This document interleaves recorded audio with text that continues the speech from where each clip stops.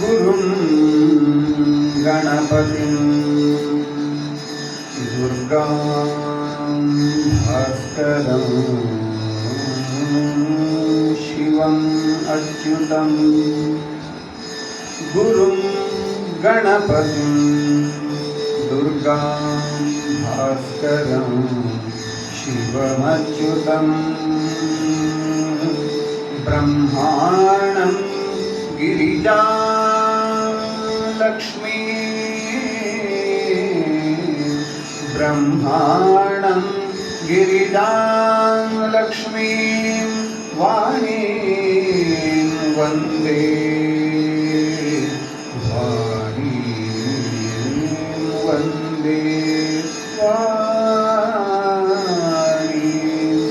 वन्दे विभूतये। ಎನ್ನ ಮನನಮನ ಸಜ್ಜನರ ಸಭೆಗೆ, ತತ್ವಧಾರಾಧನೆಗೆ, ಪ್ರಕೃತಿಯ ಭವ್ಯ ಬಗೆಗೆ, ಜ್ಞಾನದ ಬೆಳಕಿತ್ತ ಎಲ್ಲ ಗುರುಗಳ ಅಡಿದಾವರೆಗೆ. 12ನೆಯ ಶತಮಾನ ಒಂದು ಅಪೂರ್ವವಾದ ಕಾಲಘಟ್ಟ. ಆ ಕಾಲದಲ್ಲಿ ವಿಶಿಷ್ಟವಾಗಿರತಕ್ಕಂಥ ಒಂದು ಸಾಹಿತ್ಯ ಪರಂಪರೆ ಈ ನಾಡಿನಲ್ಲಿ ಉಗಮಿಸಿದೆ. ವಚನ ಎನ್ನುವಂತಹ ಶಬ್ದಕ್ಕೆ ಮಾಡಿದ ದೃಢವಾದ ಸಂಕಲ್ಪ, ಕೊಟ್ಟ ಮಾತು ಎನ್ನುವ ಅರ್ಥ ಕೂಡ ಇದೆ.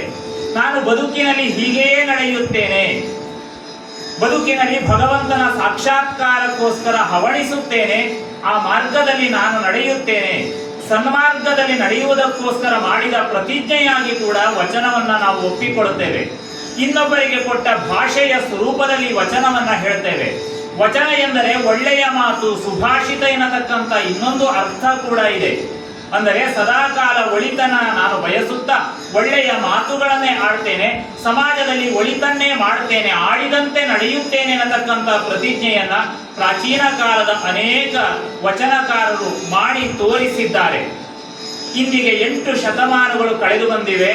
800 ವರ್ಷಗಳ ನಂತರ ಕೂಡ ಇವತ್ತಿಗೆ ಕೂಡ ವಚನ ಸಾಹಿತ್ಯ ಅತ್ಯಂತ ಮುಖ್ಯವಾದದ್ದು.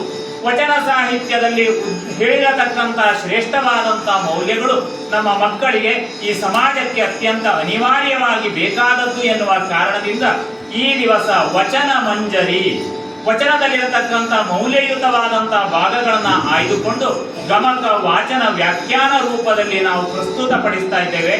ಈಗ ಒಂದು ವಚನದ ಮೂಲಕ ಕಾರ್ಯಕ್ರಮ ಆರಂಭವಾಗ್ತಾ ಇದೆ.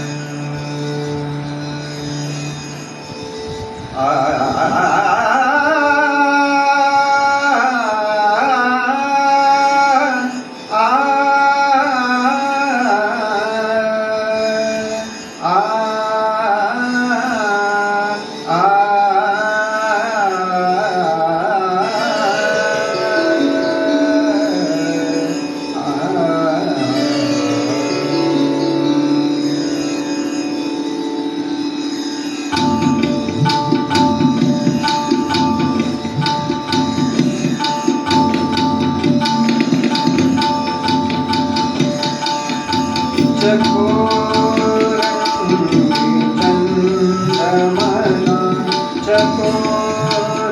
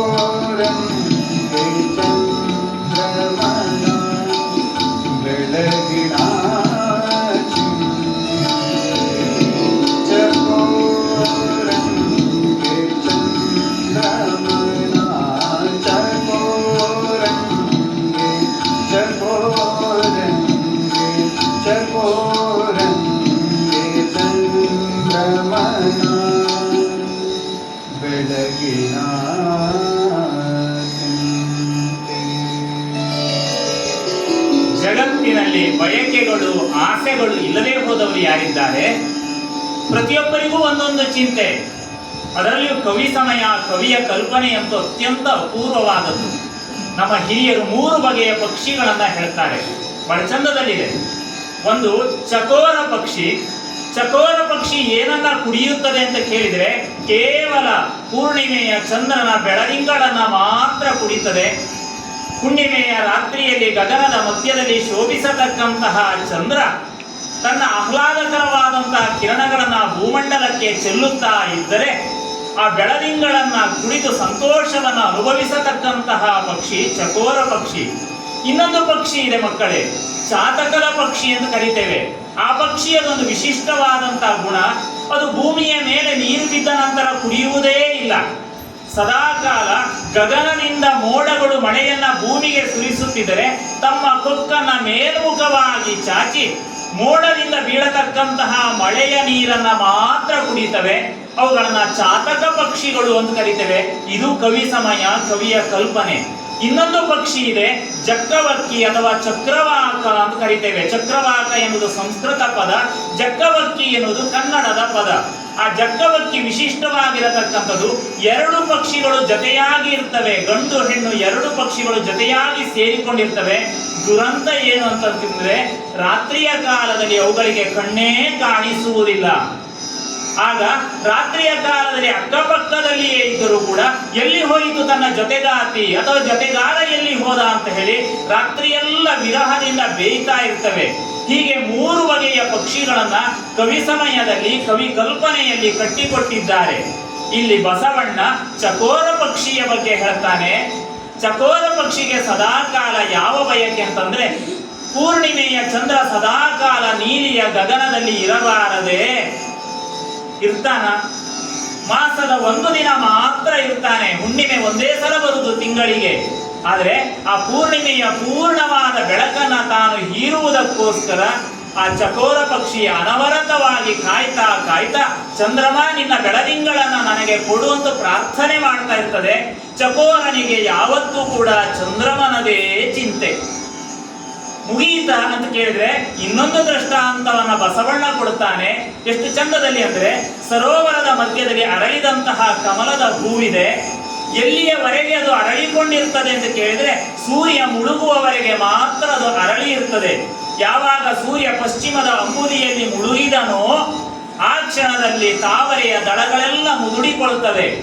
ಮತ್ತೆ ಯಾವಾಗ ಆ ದಳಗಳು ಅರಳುತ್ತವೆ ಅಂತ ಕೇಳಿದ್ರೆ ಮರುದಿವಸ ಸೂರ್ಯನ ಮೊದಲ ಕಿರಣಗಳು ಆ ಸರೋವರಕ್ಕೆ ಬಿದ್ದಾಗ ಮಾತ್ರ.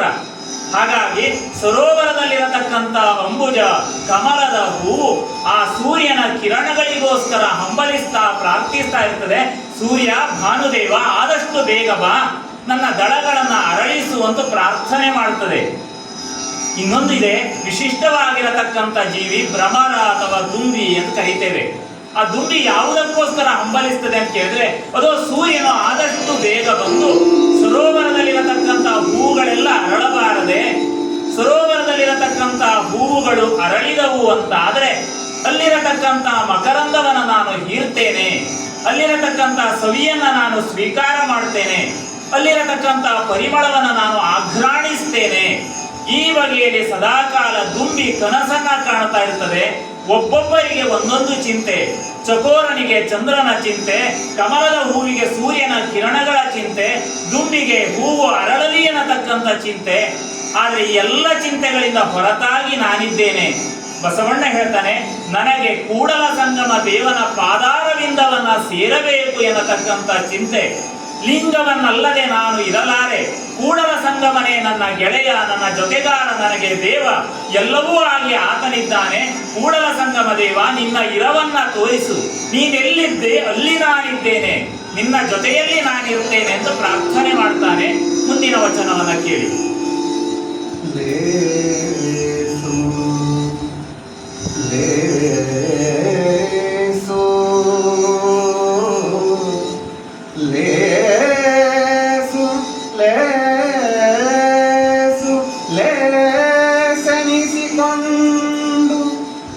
ಐದು ದಿನ ಫಲ ಬದುಕಿದಡೇನು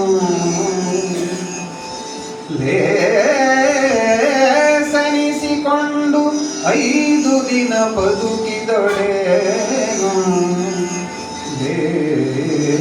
ಲೇಸನಿಸಿಕೊಂಡು 4 ದಿನ ಬದುಕಿದಡೇನು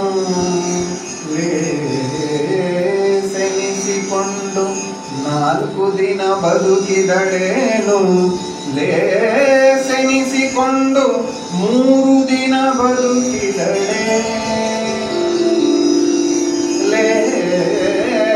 ಲೇಸೆನಿಸಿಕೊಂಡು 3 ದಿನ ಬದುಕಿದಡೇನು ಲೇಸೆನಿಸಿಕೊಂಡು ಎಷ್ಟು ದಿನ 2 ದಿನ ಬದುಕಿದಡೇನು ಲೇಸನಿಸಿಕೊಂಡು 2 ದಿನ ಬದುಕಿದಡೇನು ಕೂಡಲ ಸಂಗನ ಶರಣರ ವಚನದಲ್ಲಿ ಕೂಡಲ ಸಂಗನ ಶರಣರ ವಚನದಲ್ಲಿ ಲೇಸನಿಸಿಕೊಂಡು 1 ದಿನ ಬದುಕಿದಡೇನು 1 ದಿನ ಬದುಕಿದಡೇನು ಕೂಡಲ ಸಂಗನ ಶರಣರ ವಚನದಲ್ಲಿ ಲೇಸನಿಸಿಕೊಂಡು 1 ದಿನ ಬದುಕಿದಡೇನು ಲೇಸೆನಿಸಿಕೊಂಡು 5 ದಿನ ಬದುಕಿದಡೇನು ಲೇಸೆನಿಸಿಕೊಂಡು 4 ದಿನ ಬದುಕಿದಡೇನು ಲೇಸೆನಿಸಿಕೊಂಡು 3 ದಿನ ಬದುಕಿದಡೇನು ಲೇಸೆನಿಸಿಕೊಂಡು 2 ದಿನ ಬದುಕಿದಡೇನು 2 ದಿನ ಬದುಕಿದಡೇನು ಲೇಸೆನಿಸಿಕೊಂಡು 1 ದಿನ ಬದುಕಿದಡೇನು.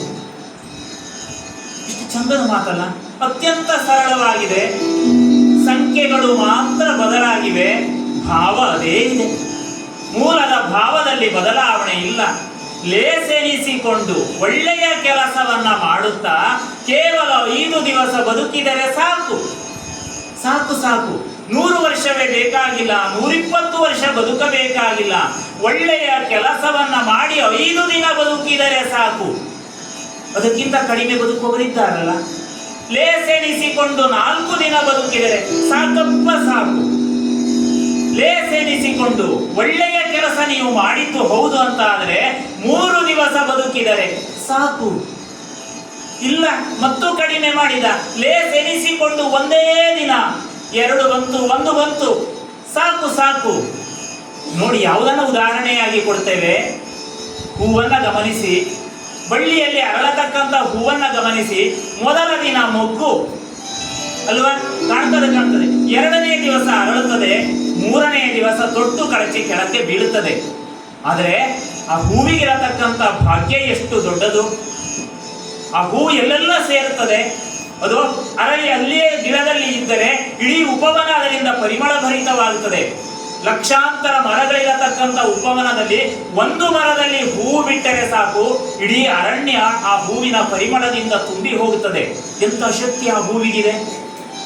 ಅದೇ ಹೂವನ್ನ ಕೊಯ್ದು ತಂದರೆ ಮುಡಿಯಲ್ಲಿ ಇಟ್ಟುಕೊಂಡರೆ ಅದು ಆಕರ್ಷಕವಾಗಿ ಶೋಭೆಯನ್ನ ಹೆಚ್ಚಿಸಿ, ಆಹಾ, 1 ದಿವಸದ ಕಾಲ ಹೆಣ್ಣಿನ ಮುಡಿಯಲ್ಲೂ ಇರಬಲ್ಲದು. ಹಾಗಲ್ಲದಿದ್ದರೆ ಮರಣ ಹೊಂದಿದ ರಾಜರ ಹೆಣದ ಮೇಲೆ ಅದನ್ನು ಚೆಲ್ಲುತ್ತಾರೆ. ಆಗಲೂ ಒಂದು ರೀತಿಯ ಸಾರ್ಥಕ. ಇದೆಲ್ಲಕ್ಕಿಂತ ಮಿಗಿಲಾದ ಸಾರ್ಥಕತೆ ಯಾವುದು ಅಂತ ಕೇಳಿದ್ರೆ ಅದು ಆ ಹೂವನ್ನ ಕೊಯ್ದು ತಂದು ಭಗವಂತನ ತಲೆಯ ಮೇಲೆ ಇರಿಸಿದಾಗ, ಲಿಂಗದ ತಲೆಯ ಮೇಲೆ ಇರಿಸಿದಾಗ ಆಹಾ, ಆ ಹೂವು ಸಾರ್ಥಕತೆಯನ್ನು ಪಡೆಯುತ್ತದೆ. ತಾನು ಅರಳಿದ್ದು ಸಾರ್ಥಕವಾಯಿತು. ಬದುಕಿದ್ದು ಕೇವಲ 1 ದಿವಸ. ಮೊದಲು ಮೊಗ್ಗಾಗಿದ್ದೆ, ಈಗ ಅರಳಿದೆ, ನಾಳೆ ಕೆಳಗೆ ಬೀಳುತ್ತೇನೆ. ಆದರೆ 1 ದಿನ ಇದ್ದರೂ ಕೂಡ ಆ ಬದುಕಿನ ಸಾರ್ಥಕತೆಯನ್ನ ಹೂವು ಹೇಗೆ ಕಾಣುತ್ತದೆಯೋ ಅದೇ ರೀತಿಯಲ್ಲಿ ಶರಣರ ವಚನಗಳನ್ನ ಕೇಳಿದರೆ, ಸಜ್ಜನರನ್ನ ಸನ್ಮಾರ್ಗದಲ್ಲಿ ನಡೆಸತಕ್ಕಂಥ ವ್ಯಕ್ತಿಗಳ ಮಾತುಗಳನ್ನ ನಾವು ಕೇಳಿದೆವು ಅಂತಾದರೆ, ಸದಾಕಾಲ ಲೋಕದ ಕಲ್ಯಾಣವನ್ನ ಬಯಸತಕ್ಕಂತಹ ಆ ಶರಣರ ಮಾತುಗಳನ್ನ 1 ದಿವಸ ಕೇಳಿ ನಮ್ಮ ಬದುಕಿನಲ್ಲಿ ಅಳವಡಿಸಿಕೊಂಡೆವು ಅಂತಾದರೆ 5 ದಿನವೇಕೆ, 4 ಏಕೆ, 3 ಏಕೆ, 2 ಏಕೆ, 1 ದಿನ ಬದುಕಿದರೂ ಅದು ಸಾರ್ಥಕವಾಗುತ್ತದೆ. ಹಾಗಾಗಿ ಒಳ್ಳೆಯ ಮಾತುಗಳನ್ನು ಕೇಳ್ತಾ ಬದುಕುವ ಒಂದು ದಿನವೂ ಶ್ರೇಷ್ಠವಾದದ್ದು. ಕೂಡಲ ಸಂಗನ ಶರಣರ ಜೊತೆಯಲ್ಲಿ ಬದುಕುವುದೇ ಪುಣ್ಯದ ಕೆಲಸ ಅಂತ ಬಸವಣ್ಣ ಹೇಳ್ತಾನೆ. ಮನೆಯೊಳಗೆ ಮನೆಯೊಡೆಯನು, ಮನೆಯೊಳಗೆ ಮನೆಯೊಡೆಯನು ಇದ್ದಾನೋ ಇಲ್ಲವೋ, ಮನೆಯೊಳಗೆ ಮನೆಯೊಡೆಯನು ಇದ್ದಾನೋ ಇಲ್ಲವೋ, ಹೊಸ್ತಿಲಲ್ಲಿ ಹುಲ್ಲು ಹುಟ್ಟಿ ಮನೆಯೊಳಗೆ ರಜ ತುಂಬಿ, ಹೊಸ್ತಿಲಲ್ಲಿ ಹುಲ್ಲು ಹುಟ್ಟಿ ಮನೆಯೊಳಗೆ ರಜ ತುಂಬಿ, ಮನೆಯೊಳಗೆ ಮನೆಯೊಡೆಯನು ಇದ್ದಾನೋ ಇಲ್ಲವೋ, ತನುವಿನೊಳಗೆ ಹುಸಿ ತುಂಬಿ, ತನುವಿನೊಳಗೆ ಹುಸಿ ತುಂಬಿ, ಮನದೊಳಗೆ ವಿಷಯ ತುಂಬಿ, ಮನೆಯೊಳಗೆ ಮನೆಯೊಡೆಯನಿಲ್ಲ, ಮನೆಯೊಳಗೆ ಮನೆಯೊಡೆಯನಿಲ್ಲ, ಕೂಡಲ ಸಂಗಮ ದೇವಾ, ಕೂಡಲ ಸಂಗಮ ದೇವಾ, ಕೂಡಲ ಸಂಗಮ ದೇವಾ. ಮನೆಯೊಳಗೆ ಮನೆಯೊಡೆಯ ಇದ್ದಾನೋ ಇಲ್ಲವೋ ತಿಳಿಯುವುದು ಹೇಗೆ? ಮನೆಯ ಹೊರಭಾಗವನ್ನ ಅಂಗಳವನ್ನ ನೋಡಿದಾಗಲೇ ತಿಳಿಯುತ್ತದೆ ಈ ಮನೆಯಲ್ಲಿ ಮನೆಯ ಯಜಮಾನ ಇದ್ದಾನೋ ಇಲ್ಲವೋ. ಹೇಗೆ ತಿಳಿಯುತ್ತದೆ? ಬಸವಣ್ಣ ಚಂದದ ದೃಷ್ಟಾಂತ ಕೊಡುತ್ತಾನೆ, ಹೇಳ್ತಾನೆ, ಮನೆಯೊಳಗೆ ಮನೆಯೊಡೆಯನಿದ್ದಾನೋ ಇಲ್ಲವೋ ಹೊರಗಿನಿಂದಲೇ ಗುರುತಿಸಬಹುದು. ಮನೆಯ ಅಂಗಳದಲ್ಲಿ ಹುಲ್ಲು ಹುಟ್ಟಿದೆ, ಹೊಸ್ತಿಲಿನಲ್ಲೇ ಹುಲ್ಲು ಹುಟ್ಟಿದೆ, ಪ್ರಧಾನ ದ್ವಾರದಲ್ಲಿ ಹುಲ್ಲು ಮೇಲಕ್ಕೆ ಏಳ್ತಾ ಇದೆ, ಕಳೆಯ ಗಿಡ ಮೇಲಕ್ಕೆ ಎದ್ದಿದೆ ಅಂತ ಆದರೆ ಬಹುಶಃ ಹಲವು ವರ್ಷಗಳಿಂದ ಈ ಮನೆಯಲ್ಲಿ ಯಾರೂ ವಾಸ ಮಾಡ್ತಾ ಇಲ್ಲ ಅಂತಲೇ ಅರ್ಥ ಅಲ್ವಾ? ಒಂದು ವೇಳೆ ವಾಸ ಮಾಡ್ತಾ ಇದ್ದದ್ದು ಹೌದು ಅಂತ ಆದರೆ ಮನೆಯೊಡೆಯ ಸುಮ್ಮನೆ ಇರುವುದಿಲ್ಲ. ಹುಲ್ಲು ಹುಟ್ಟುವಾಗಲೇ ಅದನ್ನ ಕಿತ್ತು ಸ್ವಚ್ಛ ಮಾಡಿ ಅಂಗಳವನ್ನ ಶುದ್ಧವಾಗಿಡ್ತಾನೆ. ನಮ್ಮ ಹಿರಿಯರೊಂದು ಗಾದೆ ಮಾತಿದೆ, ಅಂಗಳ ಸ್ವಚ್ಛವಾಗಿದ್ದರೆ ಮನೆ ಸ್ವಚ್ಛ ಅಂತ ಹೇಳ್ತಾರೆ. ಅಂಗಳ ಶುದ್ಧವಾಗಿದ್ದರೆ ಮಾತ್ರ ಮನೆ ಶುದ್ಧವಾಗಿರುತ್ತದೆ. ಅಂಗಳದಲ್ಲಿ ಕಸಕಡ್ಡಿಗಳು ತುಂಬಿವೆ ಅಂತ ಆದರೆ, ಮನೆಯ ಅಂಗಳಲ್ಲಿ ರಜ ತುಂಬಿ ಧೂಳು ತುಂಬಿ ಹೋಗಿದೆ ಅಂತ ಆದರೆ ಆ ಧೂಳೆಲ್ಲ ಮತ್ತೆ ಮನೆಯ ಒಳಕ್ಕೆ ಹೋಗ್ತದೆ ನಮ್ಮ ಪಾದದ ಮೂಲಕ. ಹಾಗಾಗಿ ಮನೆಯ ಅಂಗಳವನ್ನ ಶುದ್ಧಗೊಳಿಸಬೇಕು. ಮನೆಯ ಅಂಗಳದಲ್ಲಿ ಧೂಳು ತುಂಬಿದೆ, ಹೊಸ್ತಿಲಿನಲ್ಲಿ ಹುಲ್ಲು ಬೆಳೆದಿದೆ ಅಂತ ಆದರೆ ಈ ಮನೆಯಲ್ಲಿ ಮನೆಯೊಡೆಯನಿದ್ದಾನೋ ಇಲ್ಲವೋ? ಬಹುತೇಕ ಇಲ್ಲ. ಇದು ಒಂದು ದೃಷ್ಟಾಂತ ಮಾತ್ರ. ಇದರ ಜೊತೆಯಲ್ಲಿ ಒಂದು ಮಾರ್ಮಿಕವಾದ ಸಂದೇಶವನ್ನ ಬಸವಣ್ಣ ಕೊಡ್ತಾನೆ. ನಮ್ಮ ದೇಹ ಎನ್ನುವುದೇ ಮನೆ. ಈ ದೇಹವೆನ್ನುವ ಮನೆಯಲ್ಲಿ ಆ ಭಗವಂತ ಇದ್ದಾನೆ. ಭಗವಂತ ಇದ್ದಾನೆ ಅಂತ ಆದರೆ ಹೊರಗಡೆಯಲ್ಲಿ ಹೇಗಿರಬೇಕು ನಮ್ಮ ಆಚಾರ ಅಂತ ಕೇಳಿದರೆ, ಹುಸಿಯ ನುಡಿಯಬಾರದು. ನಮ್ಮ ನಾಲಗೆ ಅದೇ ಹೊಸ್ತಿಲು, ಆ ಹೊಸ್ತಿಲಿನಲ್ಲಿ ಹುಸಿ ಕಾಣ್ತಾ ಇದೆ ಅಂತ ಆದ್ರೆ, ಸುಳ್ಳಿನ ಮಾತುಗಳು ಬರ್ತಾ ಇದೆ ಅಂತ ಆದ್ರೆ ಒಳಗಡೆಯಲ್ಲಿ ಮನೆಯೊಡೆಯನಿಲ್ಲ. ಒಳಗಡೆಯಲ್ಲಿ ದೇವರು ಇದ್ದದ್ದೇ ಹೌದು ಅಂತ ಆದ್ರೆ ನಮ್ಮ ನಾಲಗೆಯಿಂದ ಕೆಟ್ಟ ಮಾತುಗಳನ್ನ ಆಡಲು ಆತ ಅನುಮತಿಯನ್ನ ನೀಡಲಾರ.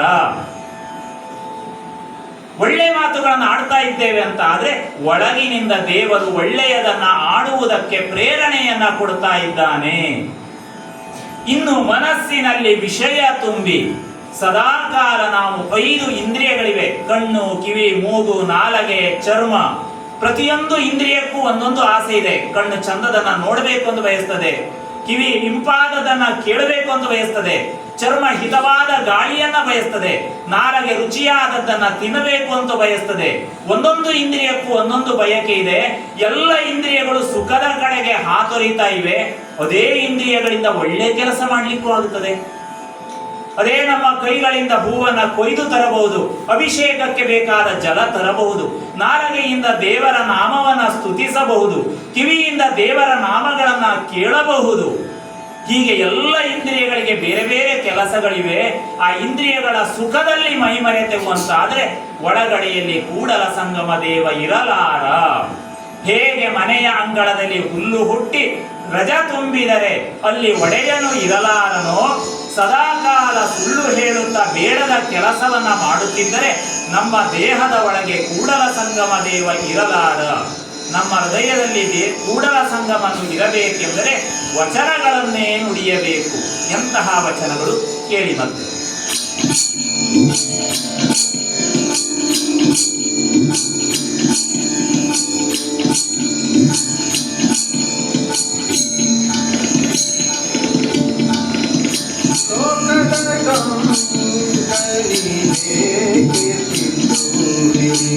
ಲೋಕದ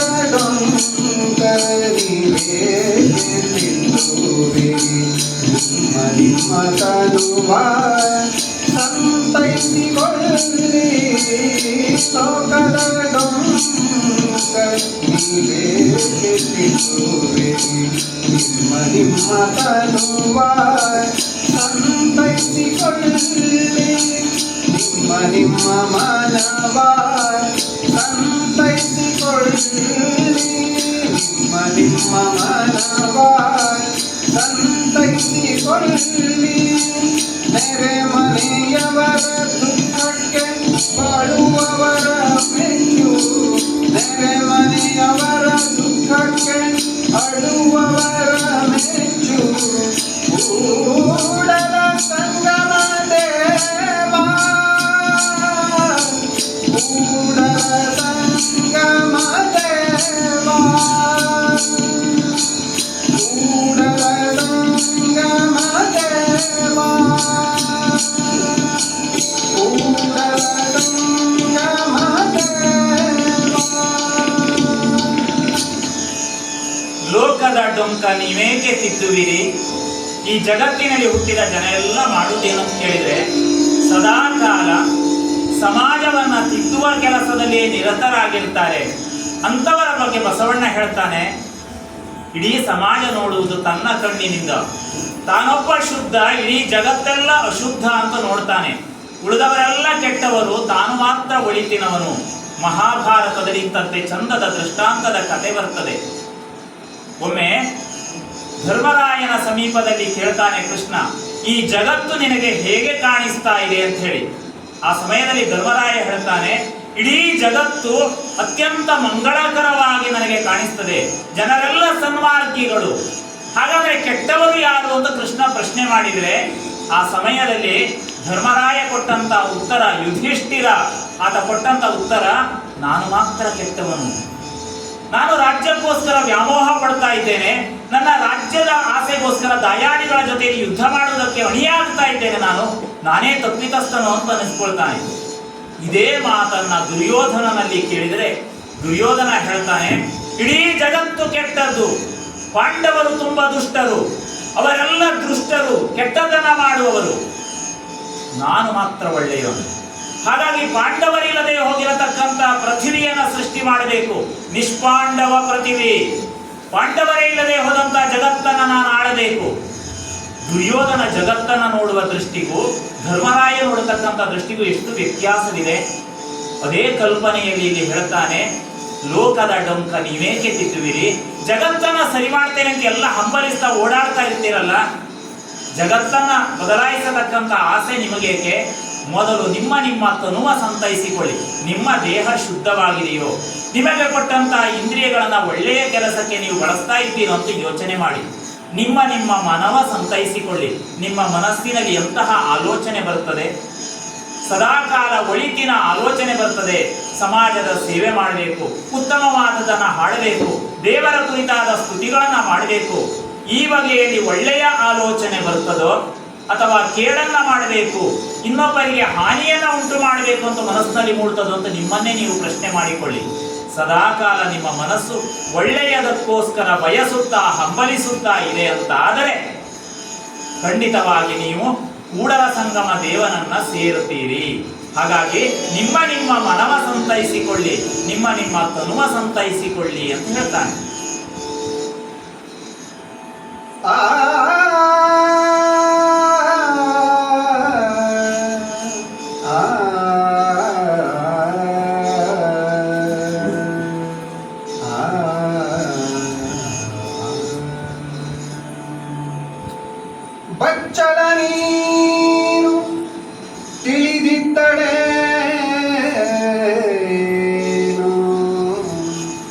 ಬಚ್ಚಲ ನೀರು ತಿಳಿದಿದ್ದಡೇನು ಸಲ್ಲದ ಹೊನ್ನು ಮತ್ತಲ್ಲಿದ್ದಡೇನು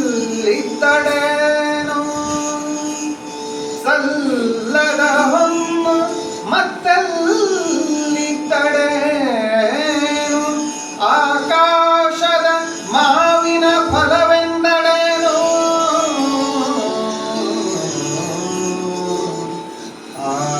ಆಕಾಶದ ಮಾವಿನ ಫಲವೆಂದಡೇನು ಕೊಯ್ಯಲಿಲ್ಲ ಮೆಲ್ಲಲಿಲ್ಲ ಕೊಯ್ಯಲಿಲ್ಲ ಮೆಲ್ಲಲಿಲ್ಲ ಕೂಡಲ ಸಂಗನ ಶರಣರ ಅನುಭವವಿಲ್ಲದವರು ಕೂಡಲ ಸಂಗನ ಶರಣರ ಅನುಭವವಿಲ್ಲದವರು ಎಲ್ಲಿದ್ದರೇನು ಎಂತಿದ್ದರೇನೋ ಎಲ್ಲಿದ್ದರೇನು ಎಂತಿದ್ದರೇನು. ಬಚ್ಚಲ ನೀರು ತಿಳಿಯಾಗಿದ್ದರೆ ಏನು ಪ್ರಯೋಜನ? ಈ ಮಾತು ಬಹಳ ಹಿಂದಿನ ಒಂದು ಕಥೆಯನ್ನು ನೆನಪಿಸ್ತದೆ. ರಾಘವಾಂಕ ಕವಿ ಬರೆದಂತಹ ಹರಿಶ್ಚಂದ್ರ ಕಾವ್ಯದಲ್ಲಿ ಇಂಥದ್ದೇ ಒಂದು ಘಟನೆ ಬರುತ್ತದೆ.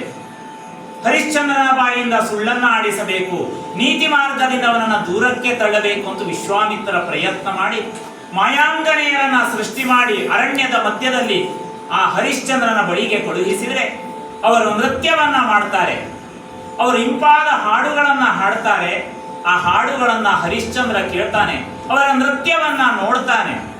ನೋಡಿದಾಗ ಸಂತೋಷಗೊಂಡಂತ ಹರಿಶ್ಚಂದ್ರ ಮುತ್ತಿನ ಹಾರವನ್ನ ಅವರಿಗೆ ಕೊಟ್ಟರೆ ಅದಕ್ಕೆ ತೃಪ್ತರಾಗದಂತಹ ವಿಶ್ವಾಮಿತ್ರನಿಂದ ಸೃಷ್ಟಿಯನ್ನ ಪಡೆದಿರತಕ್ಕಂತಹ ಆ ಕನ್ಯೆಯರು ನನ್ನನ್ನು ಮದುವೆಯಾಗುವಂತ ಅಲ್ಲಿ ಹರಿಶ್ಚಂದ್ರನಲ್ಲಿ ಕೇಳ್ತಾರೆ. ಆಗ ಇದೇ ಮಾತನ್ನ ರಾಘವಾಂಕ ಕವಿಯಲ್ಲಿ ಆಡಿಸಿದ್ದಾನೆ. ಬಚ್ಚಲ ನೀರು ತಿಳಿಯಾಗಿದ್ದರೂ ಕೂಡ ಕುಡಿಯಲಿಕ್ಕೆ ಯೋಗ್ಯ ಅಲ್ಲ. ಬಚ್ಚಲಿಂದ ನೀರು ಹರಿದು ಹೋಗ್ತಾ ಇರ್ತದಲ್ಲ, ಶುದ್ಧ ನೀರು ಅಂತ ಹೇಳಿ ಅದನ್ನ ಹಿಡಿದು ತಂದು ಕುಡಿಲಿಕ್ಕೆ ಸಾಧ್ಯವೇ? ಸ್ಮಶಾನದಲ್ಲಿ ಅರಳಿದಂತಹ ಸುಗಂಧ ಪುಷ್ಪಗಳಿದ್ದರೂ ಕೂಡ ಅದು ಮುಡಿಯಲಿಕ್ಕೆ ಯೋಗ್ಯ ಅಲ್ಲ. ಅಲ್ಲಿ ಹೇಳುವಂತ ಮಾತು ಬಹಳ ಚಂದ ಇದೆ. ಸ್ಮಶಾನದಲ್ಲಿ ಹೂಗಳು ಅರಳಿರ್ತವೆ, ಅಲ್ಲಿ ಬೂದಿಯ ಕಾರಣದಿಂದಾಗಿ ಮಳೆ ಬಿದ್ದಾಗ ಗೊಬ್ಬರವಾಗಿ ಅದರಿಂದ ಗಿಡಗಳು ಮೇಲಕ್ಕೆ ಏಳುತ್ತವೆ, ಚೆನ್ನಾಗಿ ಹೂವು ಅರಳುತ್ತದೆ. ಆದರೆ ಸ್ಮಶಾನದ ಹೂವನ್ನ ತಂದು, ಮಸಣದ ಹೂವನ್ನ ತಂದು ಯಾರು ಮುಡಿಯಲ್ಲಿ ಮುಡಿಯುವುದಿಲ್ಲ.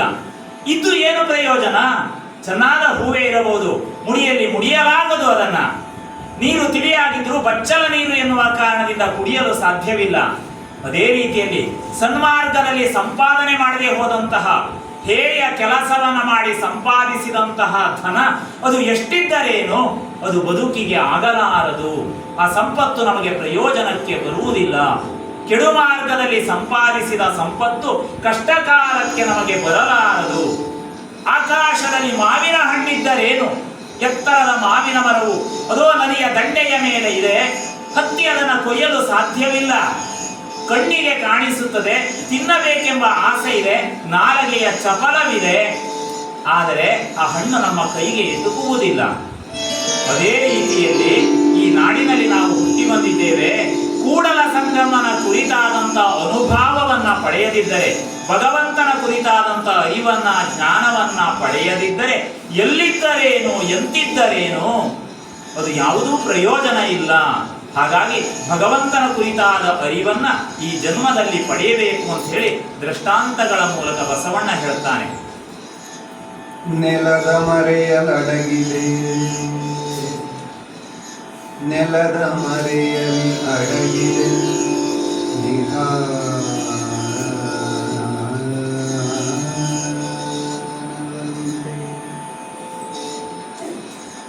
ಮುಗಿಲ ಮರೆಯಲಡಗಿದ ಮಿಂಚಿನಂತೆ, ಮುಗಿಲ ಮರೆಯಲಿ ಅಡಗಿದ ಮಿಂಚಿನಂತೆ, ಬಯಲ ಮರೆಯಲಡಗಿದ ಮರೀಚಿಯಂತೆ,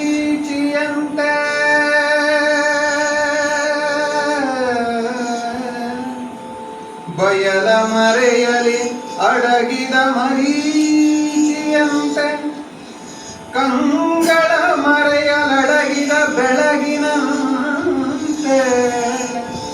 ಕಂಗಳ ಮರೆಯಲಡಗಿದ ಗುಹೇಶಿಯಂತೆ ಗುಹೇಶ್ವರ ನಿಮ್ಮ ನಿಲುವು ಗುಹೇಶ್ವರ ನಿಮ್ಮ ನಿಲುವು ಗುಹೇಶ್ವರ ಗುಹೇಶ್ವರ.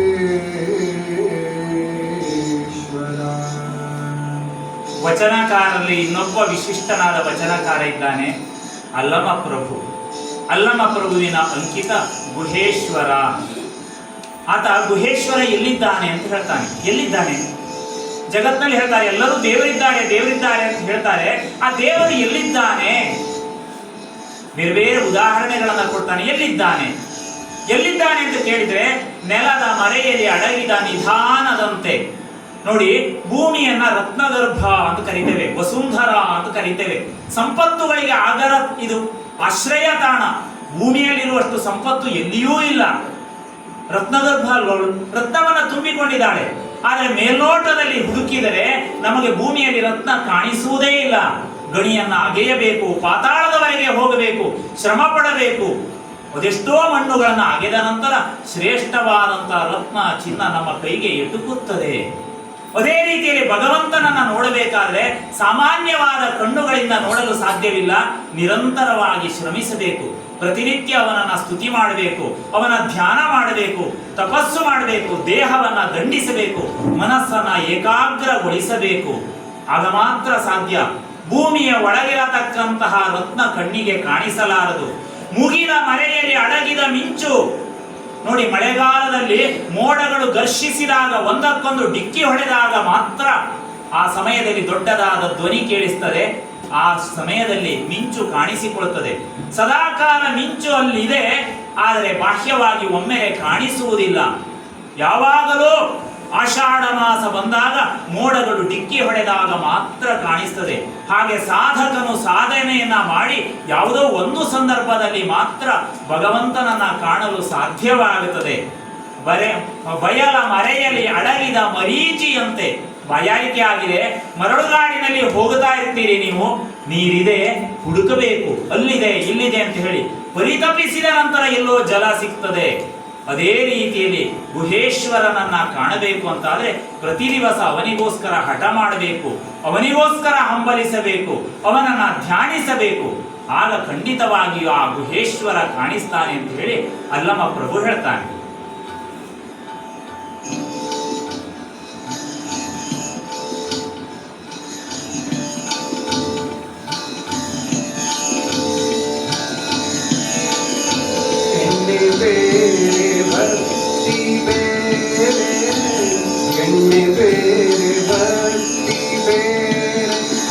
ಎರಡು ಕೂಡಿ ಸೊಡರಾಯಿತು, ಎರಡು ಕೂಡಿ ಸೊಡರಾಯಿತು. ಪುಣ್ಯ ಬೇರೆ ಪಾಪ ಬೇರೆ, ಪುಣ್ಯ ಬೇರೆ ಪಾಪ ಬೇರೆ. ಎರಡು ಎರಡು ಎರಡು ಕೂಡಿ ಒಡಲಾಯಿತು.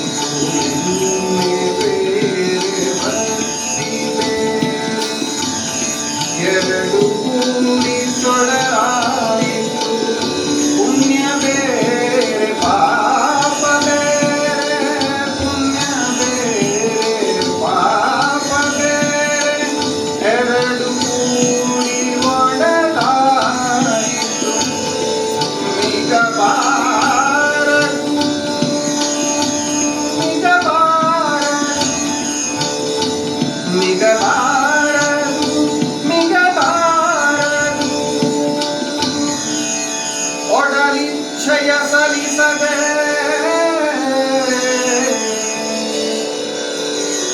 ಒಡಲಿಚ್ಛೆಯ ಸಲಿಸದೆ ನಿಮಿಷವಿರಬಾರದು. ಕಾಯ ಗುಣವಳಿದು ಮಾಯಾ ಜ್ಯೋತಿ ವಾಯುವ ಕೂಡದ ಮುನ್ನ. ಕಾಯ ಗುಣವನಳಿದು ಮಾಯಾ ಜ್ಯೋತಿ ಗಾಳಿಯ ವಾಯುವ ಕೂಡದ ಮುನ್ನ. ಭಕ್ತಿಯ ಮಾಡಬಲ್ಲಡಾತನೇ, ಭಕ್ತಿಯ ಮಾಡಬಲ್ಲಡಾತ. ತಲೆ ದೇವ ಗುಹೇಶ್ವರ ಗುಹೇಶ್ವರ ದೇವ ಗುಹೇಶ್ವರ. ಎಂಥ ವಿಚಿತ್ರ ನೋಡಿ ಜಗತ್ತು. ಎಲ್ಲೆಲ್ಲಿಯೋ ಇರತಕ್ಕಂಥ ವಸ್ತುವಿನ ನಡುವೆ ಸಂಬಂಧ ಏರ್ಪಡ್ತದೆ, ಒಂದರಂತೆ ಮತ್ತೊಂದಿಲ್ಲ. ಅವನು ಹೇಳ್ತಾನೆ, ಎಣ್ಣೆ ಬೇರೆ, ಅದು ತಿಲದಿಂದ ಬರುವಂಥದ್ದು ತೈಲ, ಎಳ್ಳನ್ನು ಅರೆದಾಗ ಬರುವಂಥದ್ದು ತೈಲ ಅದೇ ಬೇರೆ, ಅದು ಹತ್ತಿಯ ಗಿಡದಿಂದ ಬರುವಂಥದ್ದು ಬತ್ತಿ.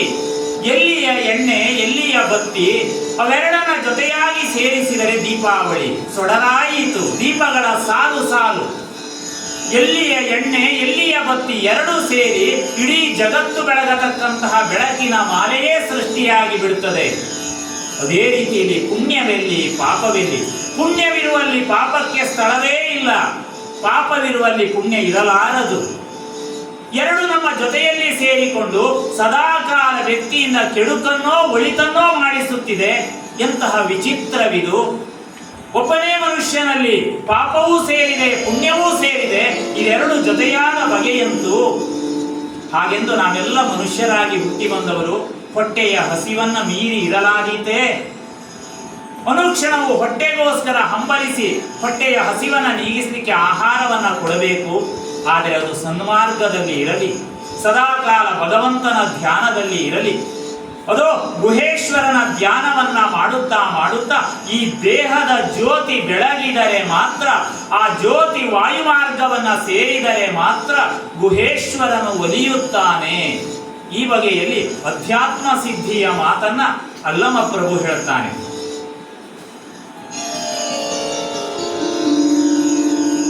ಎನ್ನ ಹಿರಿದಡೆ ಸೈರಿಸುವೆ, ಎನ್ನನು ಹಿರಿದಡೆ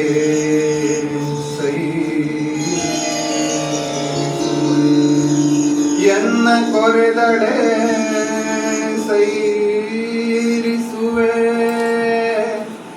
ಎನ್ನ ಕೊರೆದಡೆ ಸೈರಿಸುವೆ, ಎನ್ನ ಕಡಿದು ಹರಡಿದಡೆ ಮನಕ್ಕೆ ತಾರೆನೋ, ಎನ್ನ ಕಡಿದು ಹರಿದಡೆ ಮನಕ್ಕೆ ತಾರೆನು ಚನ್ನ ಮಲ್ಲಿಕಾರ್ಜುನಯ್ಯ, ಚನ್ನ ಮಲ್ಲಿಕಾರ್ಜುನಯ್ಯ. ನಿನ್ನ ಶರಣರನು ಒಡನೆನ್ನ ಕಣ್ಣ ಮುಂದೆ ತಂದು, ನಿನ್ನ ಶರಣರನು ಒಡನೆನ್ನ ಕಣ್ಣ ಮುಂದೆ ಕಂಡು ಮೊಗೆಯುಂಡ ಅಮೃತದಂತೆ ಆದೆನಯ್ಯ, ಮೊಗೆಯುಂಡ ಅಮೃತದಂತೆ ಆದನಯ್ಯ, ಮೊಗೆಯುಂಡ ಅಮೃತದಂತೆ ಆದನಯ್ಯ, ಚನ್ನ ಮಲ್ಲಿಕಾರ್ಜುನಯ್ಯ.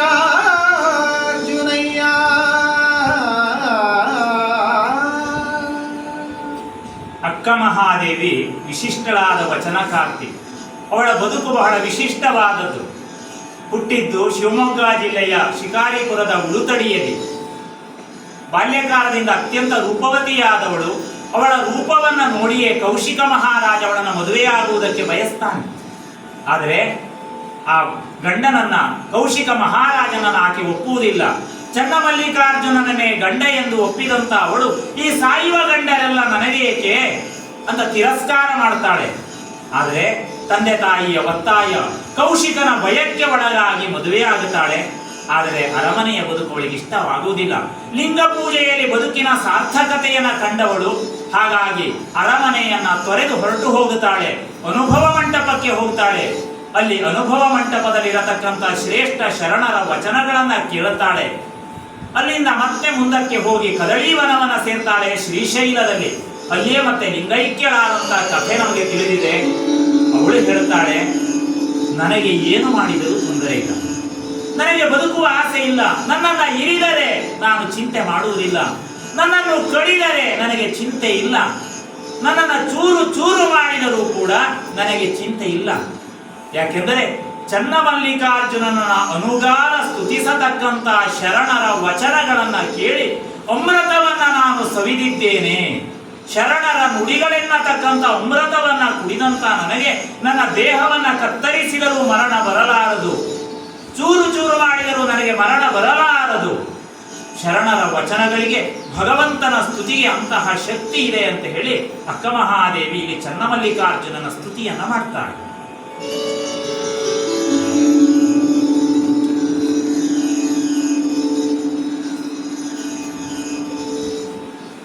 ಸಕ್ಕರೆಯ ಬಿಟ್ಟು ರುಚಿಯ ತೆಗೆಯಬಹುದೇ, ಸಕ್ಕರೆಯ ಬಿಟ್ಟು ರುಚಿಯ ತೆಗೆಯಬಹುದೇ, ಬೆಣ್ಣೆಯ ಬಿಟ್ಟು ಘೃತವ ತೆಗೆಯಬಹುದೇ, ಬೆಣ್ಣೆಯ ಬಿಟ್ಟು ಘೃತವ ತೆಗೆಯಬಹುದೇ, ಭೂಮಿಯ ಬಿಟ್ಟು ಜಗವ ಮಾಡಬಹುದೇ, ಭೂಮಿಯ ಬಿಟ್ಟು ಜಗವ ಮಾಡಬಹುದೇ, ಜಂಗಮರಹಿತ ಲಿಂಗವಿಲ್ಲ, ಜಂಗಮರಹಿತ ಲಿಂಗವಿಲ್ಲ, ಲಿಂಗವಿರಹಿತ ಜಂಗಮವಿಲ್ಲ, ಕೇಳ ಮಲ್ಲಿಕಾರ್ಜುನ,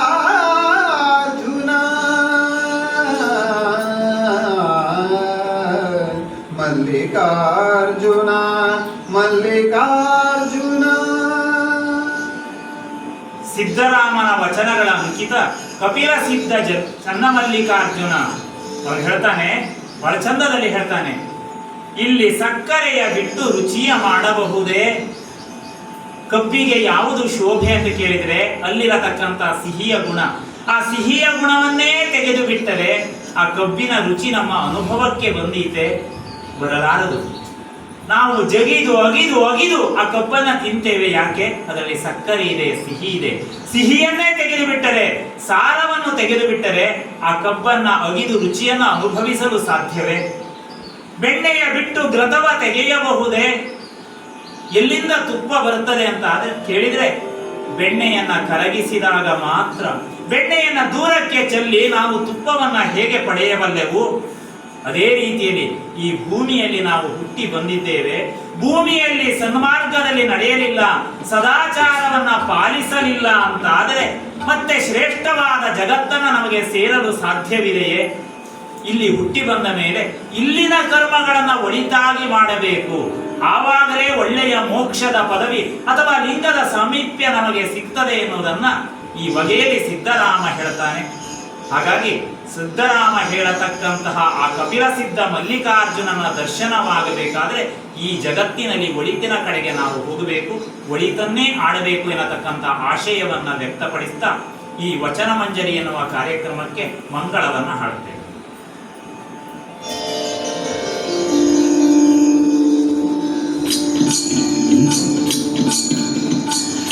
ಇಳೆ ನಿಮ್ಮದಾನ ಬೆಳೆ ನಿಮ್ಮದಾನ, ಇಳೆ ನಿಮ್ಮದಾನ ಬೆಳೆ ನಿಮ್ಮದಾನ, ಸುರಿಯುವ ಗಾಳಿ ಅದು ನಿಮ್ಮದಾನ, ಸುರಿಯುವ ಗಾಳಿ ಅದು ನಿಮ್ಮದಾನ, ಇಳೆ ನಿಮ್ಮದಾನ ಬೆಳೆ ನಿಮ್ಮದಾನ, ಸುರಿಯುವ ಗಾಳಿ ಅದು ನಿಮ್ಮದಾನ, ಸುರಿಯುವ ಗಾಳಿ ಅದು ನಿಮ್ಮದಾನ.